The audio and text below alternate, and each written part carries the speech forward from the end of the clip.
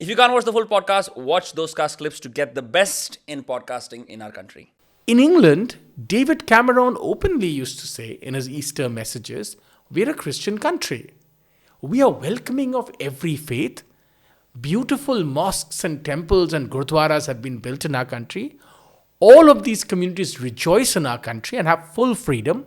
But at the very core, our cultural essence is that we are a Christian country.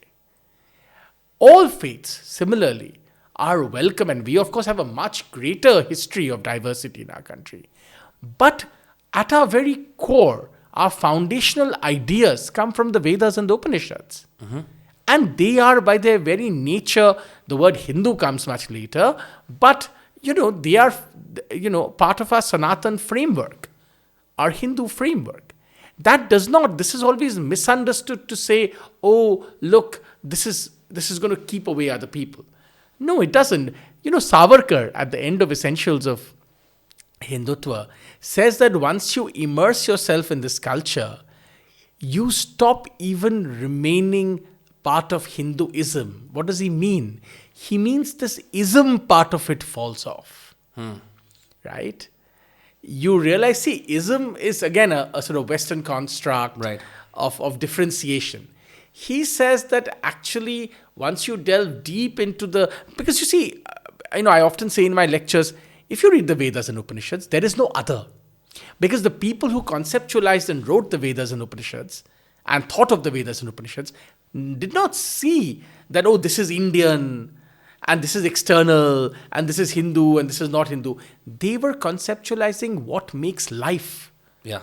What does it mean to live? It was purely cosmic. It was never purely geographical, right? No, not at all. They were talking about human existence in its totality. Right?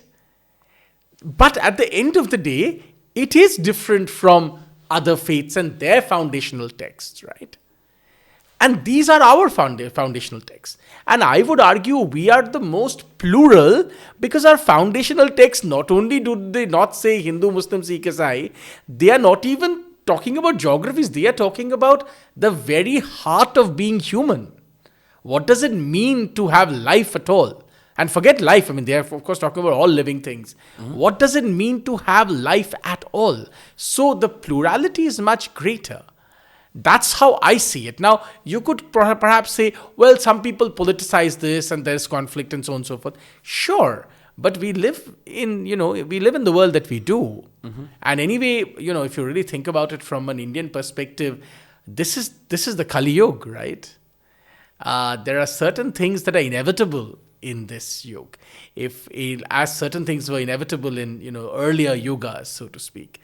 In Kali Yuga, there will be this fractious divisions between people. If you like this clip, I bet you will love the full podcast. Check it out on the Dostcast YouTube channel.